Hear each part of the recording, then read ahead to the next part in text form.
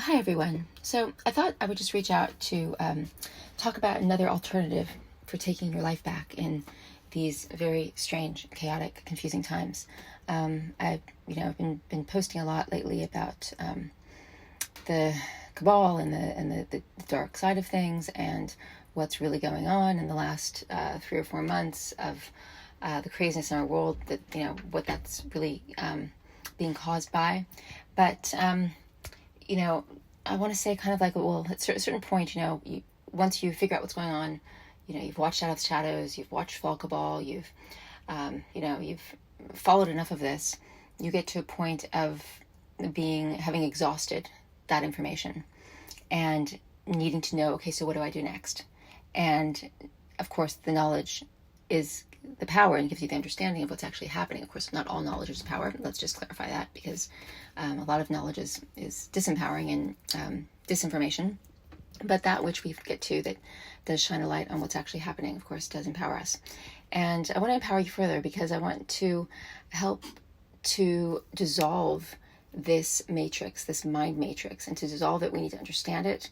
And to understand it, it's kind of it's a pretty ambitious task for me with my limited ability to communicate. I'm going to do my best, meaning that I'm just like your average person trying to make sense of all of these things. The only difference is that I've been studying it for a very long time, but I want to try and undertake something today that I've never done before, and so I'm going to leap in. I hope you'll forgive me for anything that isn't expressed well enough. There's certainly going to be a lot of questions and further explanation needed. But what I want to help you most of all understand is that there is this pervasive network, this mind matrix. The original, the first law of Hermeticism, which was the laws of Hermeticism were created by, fabled to be created by Hermes Trismegistus, which means the thrice great. And the most key, the law that stands above all others, is the law of mentalism, which basically states that everything that exists comes from a mental field. And what you also need to know in conjunction with that is that the dark side, the these words are hard to use, but let me just use them anyway. The devil, the demonic side, the antithetical to life side, it can't create anything in and of itself. It can only mirror back what already exists. And in order to gain power, it has to pull power from the living forces. It cannot generate power or creativity on its own.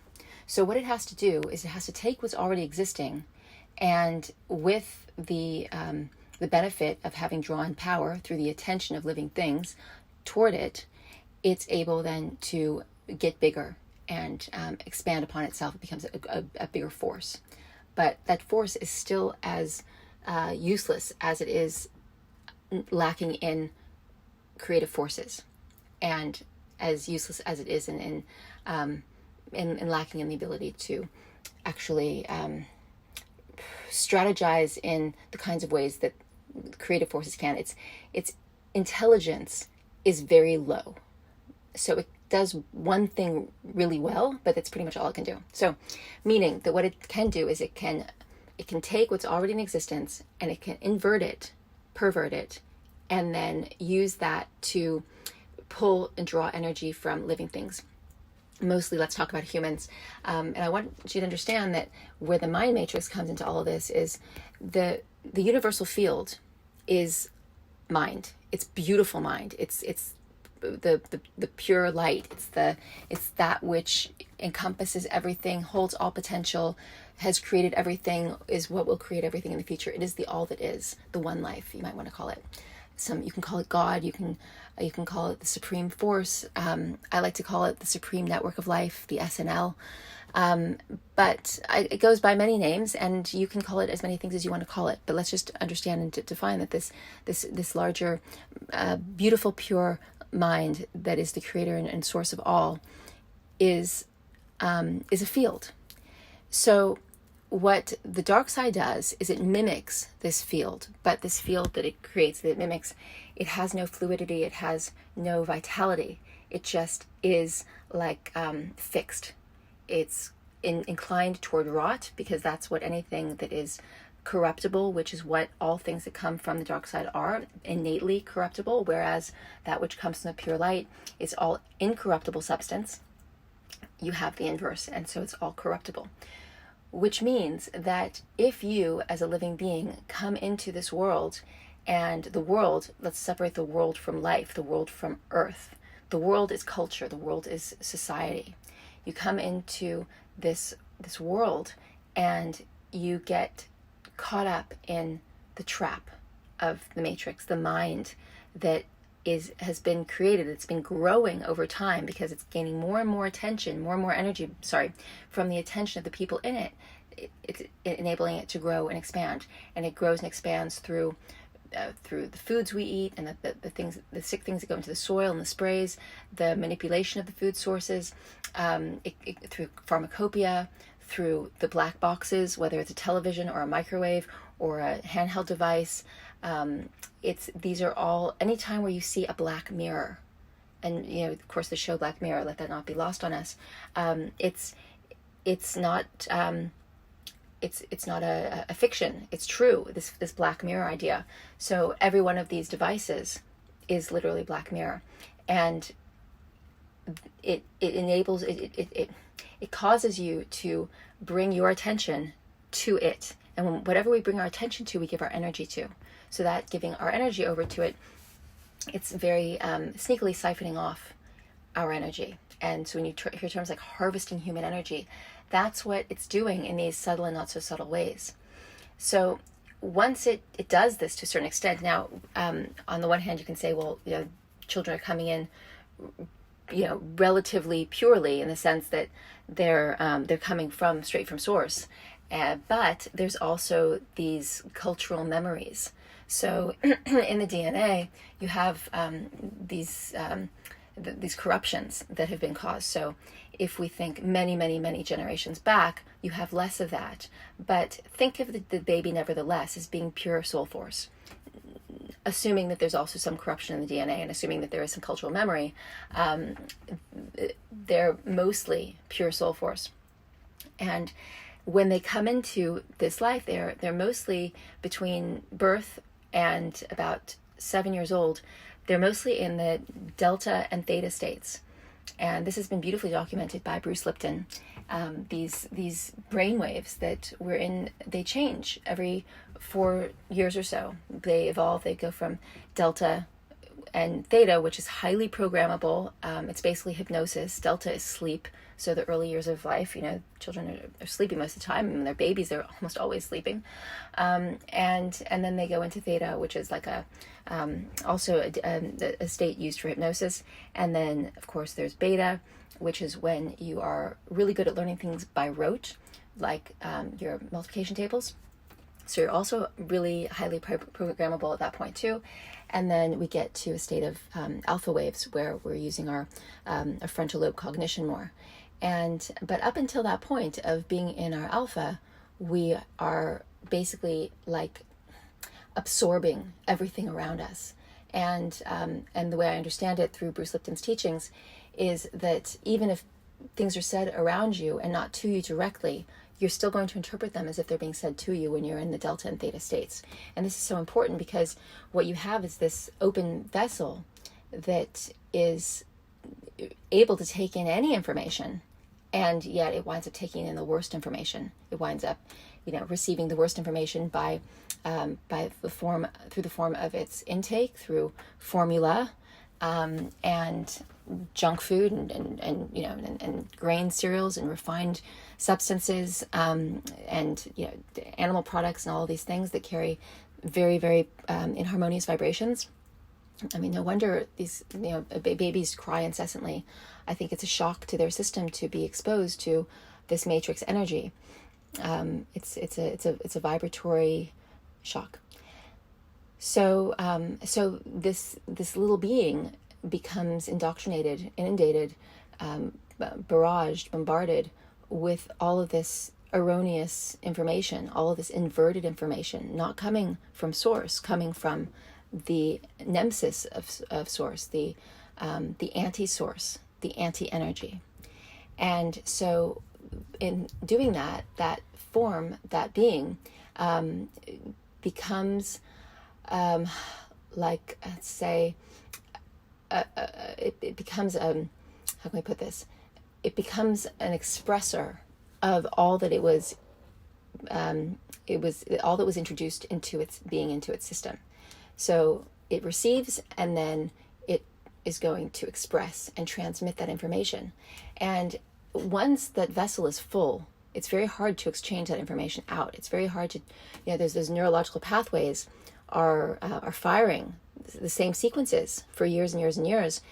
In order to deprogram that, it takes a lot of care, a lot of attention, a lot of time, and depending on how you go about it, it can take more or less time, and depending on how focused and determined the person is to reverse it, it can be done. I believe in miracles, and I believe that these things can be done much more quickly with certain attitudes, and certainly in the times that we're living in now, where we have so many forces of good coming in to try to help us make the transition away from, out of this matrix mind, this mentalism that has driven us literally crazy. It is the inverse of goodness. It is, we know it sounds trite, and most of you know this, but you take the word live and you turn it around and you have evil. You take the word lived and you turn it around and you have devil. So what we're dealing with is these inverses of life, that which is antithetical, that which is life deteriorating, that which is life destroying, as opposed to life generating. And the life destroying, for those of you who will appreciate this, you have a centrifugal force, whereas when you have the life generating, you have a centripetal force, which is cooling, which is the conservation of energy as opposed to wastage of energy. So they're all, not to go too off track here, but what my goal here is to help you see that once the matrix mind fills up the little being, and the little being grows up into an adult, there is this saturation of matrix mind in that individual. So how do we get rid of it? How do we remove this gnarly, metallic-like, because remember, it's calcified, it's not fluid, it's not flowing. The opposite of calcification and stagnation is fluidity and flow, which is like the Taoism. The core of Taoism is about flow. Life flows. The antithesis of life, the nemesis of life, is constricting and doesn't flow, and calcifies and strangulates and causes one to shut down and get small and contract, as opposed to being expansive. So it halts our ability to be expansive. It halts our ability to flow. And that, of course, with the arresting of flow, we have the whole decay and death cycle.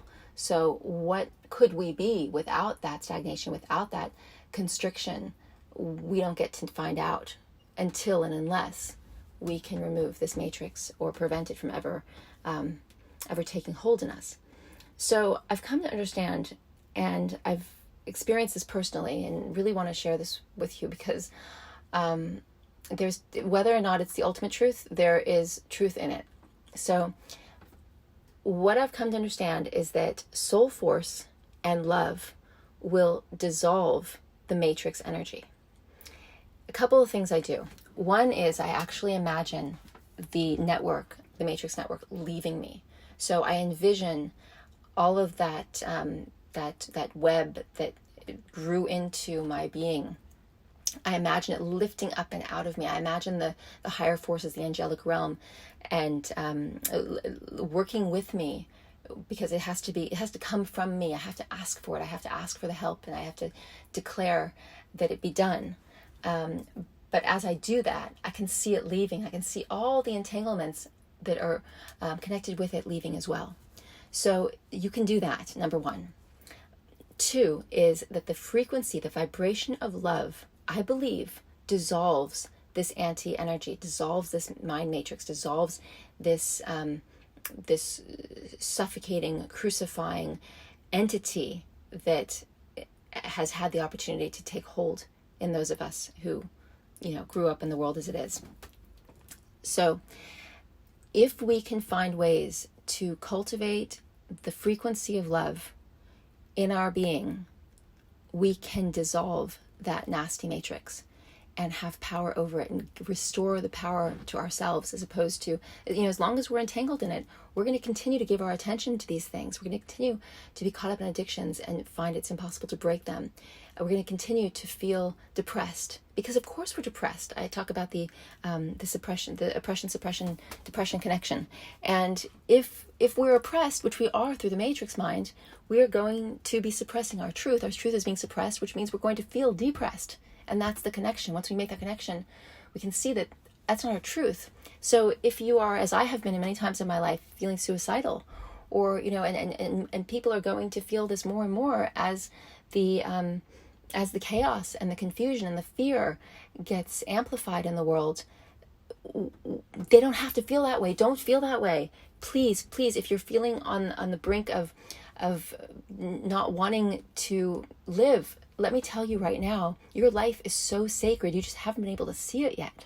You haven't been able to see it because you've been caught up in this illusion, this error, this hall of mirrors. It's wrong. It's taking your truth, your beautiful existence, your expression, the physical body, the fields that you carry with you, the God codes that you carry with you. They're there and they are so beautiful, and your life will be magical. But you've got to lift this mesh, this sickening, strangulating substance out of you, this entity that's been growing in you and with you. And because it's inclined to rot, it makes you inclined to rot, because it's messing with your incorruptibility. It's basically like taking something that's completely incorruptible and putting this corruptive substance into it. Of course, it's going to be then subject to rot and corruption and decay and death. But what about without it? What happens if we are able to remove it? So the one thing, of course, is the visioning and calling out and declaring, with the help of the highest forces, that it be lifted up and out of you in all timelines, all lifetimes, all of that, and be firm and see it and do it multiple times a day. Just keep doing it.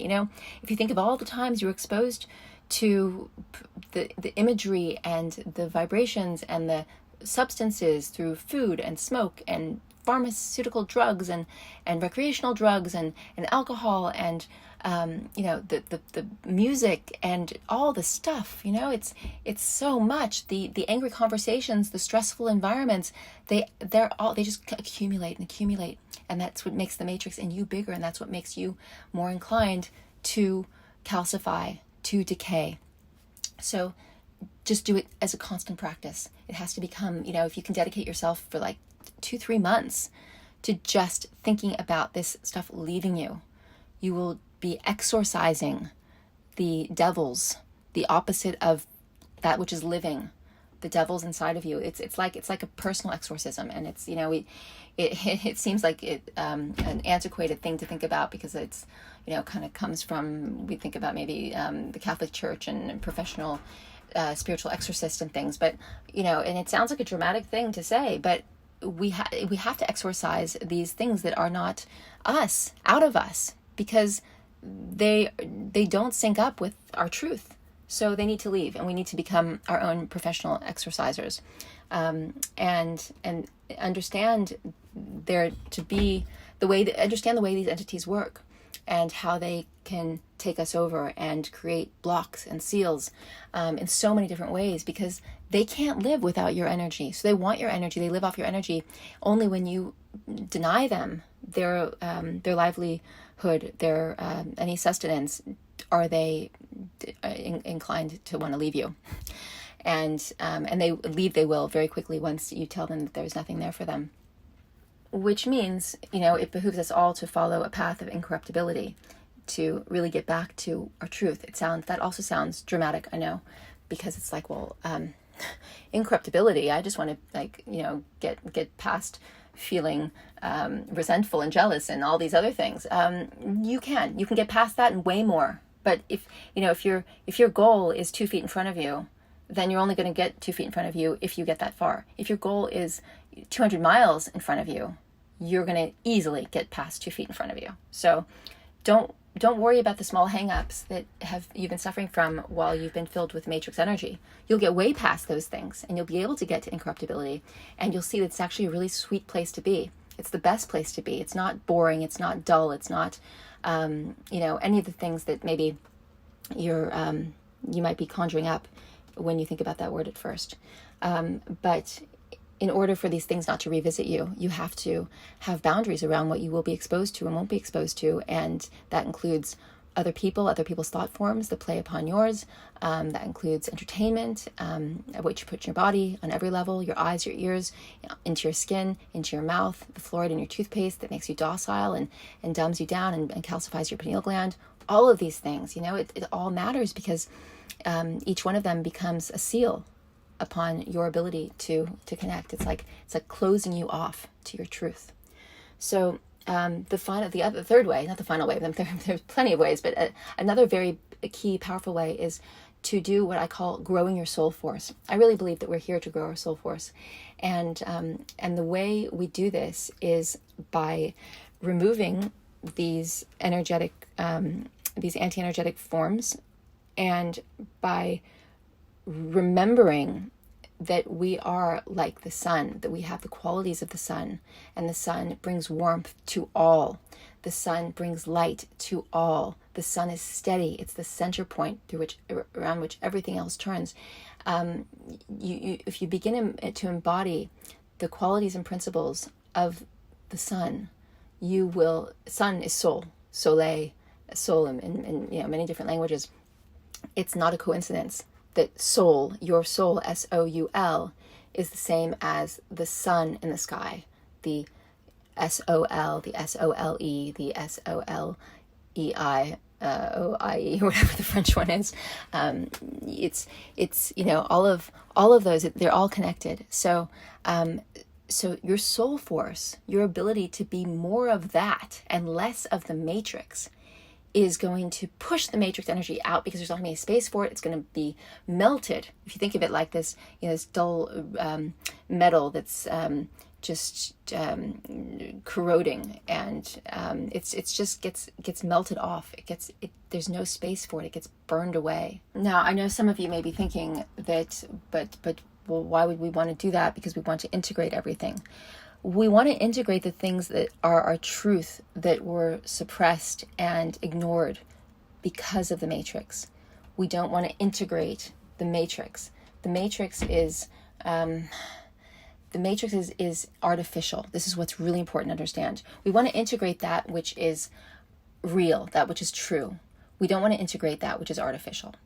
To integrate that which is artificial is to compromise and with truth, and that's not where we want to go. So it's not that we want to shove something out that should be integrated. We want to discern between artificial and real, and we want to fully embody the real. And it's not even so much a rejection of the artificial as it is a realization that it's not real. So it's like if you were looking into a mirror. Now, you're real, standing in front of the mirror, looking into the mirror. You are real. The reflection staring back at you is not alive. It doesn't have any life force. It doesn't have any creativity. It will only be a mirror back to you what you are. So in the same way, we don't want to integrate our mirror image into ourselves. We already are the truth. Why would we want to take something that's inverted and make it part of ourselves? We want to be the sovereign truth. So really understanding the difference between the artificial and the real is absolutely key here. So those three things we want to take into consideration. That's funny, I got 3 beeps right there. The asking and then envisioning that the matrix an entity leaves along with all its seals and any points that it's connecting in the body and holding back in the being in the field and the whole of you, and then we have the love vibration and allowing that to, let's say, dissolve the matrix energy, And then we have the soul force, just that as your soul force expands and your truth expands, and the more you can live a life of incorruptibility, and you can see beyond the artificial, and you can hold that which is real, and you're able to generate that without sort of justifying who you're going to share it with and what you're going to share it with and overthinking it. It's just beam like the sun. Just be there and beam. Tell you what, it takes so much so much strain, that which you're carrying, when you're carrying the world on your shoulders and you're trying to overthink everything, it enables you to just release all of that and just be that shining sun, be that shining soul. And as your soul force expands, the matrix will lose its power. And once it loses its power to a certain degree, it's really, really easy. The rest of it just kind of just shrivels up. It's like, it's hard in the beginning, and you're it doesn't have to be hard. So let me not project, but it takes a lot of effort, let's say, in the beginning to focus on these things, because you're habituated, you're entrained. The matrix, all of these inverted, perverted frequencies have entrained your mind. So you have your mind field, and because when you're so young and vulnerable, becomes hypnotized and trained into the larger mental field, mind field. We take on that larger field, and this enables you to take back your own mind field, which is what sovereignty is about. So hopefully that will be a starting point for you to feel empowered to do something more than just keep on taking in more information about the dark side and about what's happened and how we got here, to enable you to now to proactively remove that which has held you captive, that which has been like a cage. And that's interesting because you talk about like a metal, this metal mind frame, and it's just like cages and fences. They're all, that it's the same symbolism, really. But then the onus is going to be on you to dissolve it and step out of it and start to really experience life as it's supposed to be, which means you're going to have very strong boundaries around it, because it takes a lot of effort to get there. And if you don't protect it, you'll wind up going right back into it. So open the doors of those cages, set yourself free, come out of it, and don't go back into it, and just keep on expanding, because there's so much. And the more that we all do it, the more we will have the strength of a collective soul force that will prevent this from ever taking hold of us as a collective ever again. So therein is the journey back home. All right, everyone. I hope that was helpful. So much love. Bye for now.